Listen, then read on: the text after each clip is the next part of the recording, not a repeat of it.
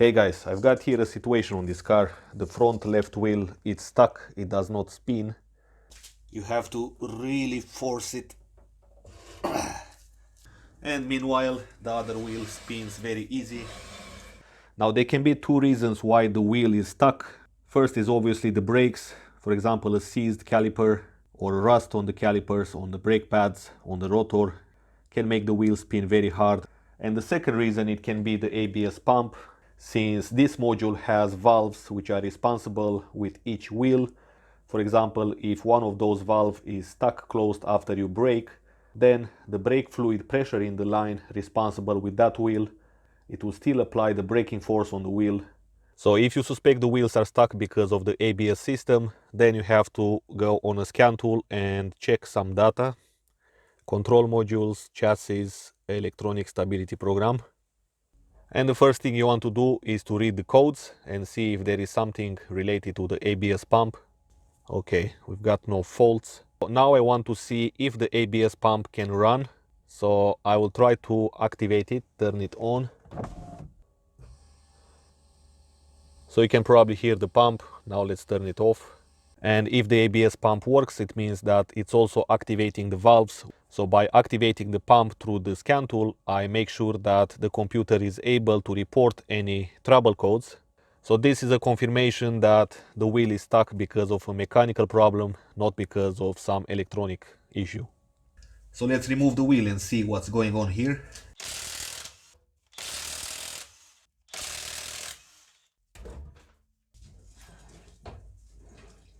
Now I want to see if I can press on the brake pad and release the tension.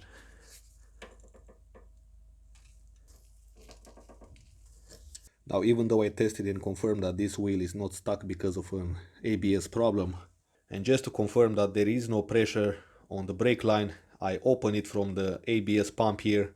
This is the one from the front left, and as you can see, there is no fluid coming out, so I can actually tighten it back here and make sure the nut goes back easy by hand first.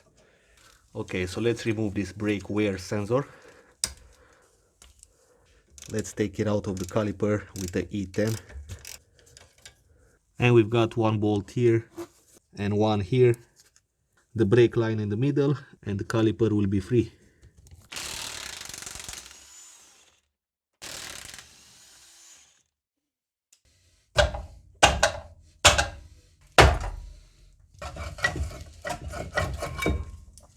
Okay guys, so after some struggle, I managed to push these pistons on this side here just so that the rotor will go in.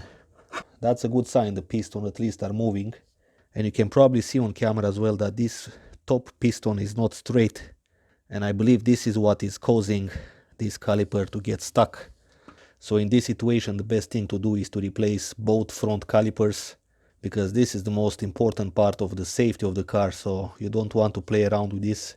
So what I'm gonna do next, I will install the caliper back and see where I can find some new calipers, or at least used ones but in good working condition. So yeah, as I said, this car will always brake because there is no leakage by the cylinders.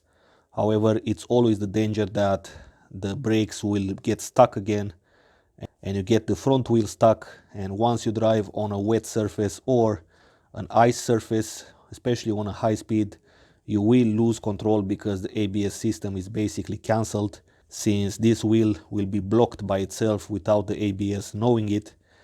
So for those of you who wants to replace only the brake pads, and you need to push basically these two pins here, you need something very tiny and long to knock these two long pins.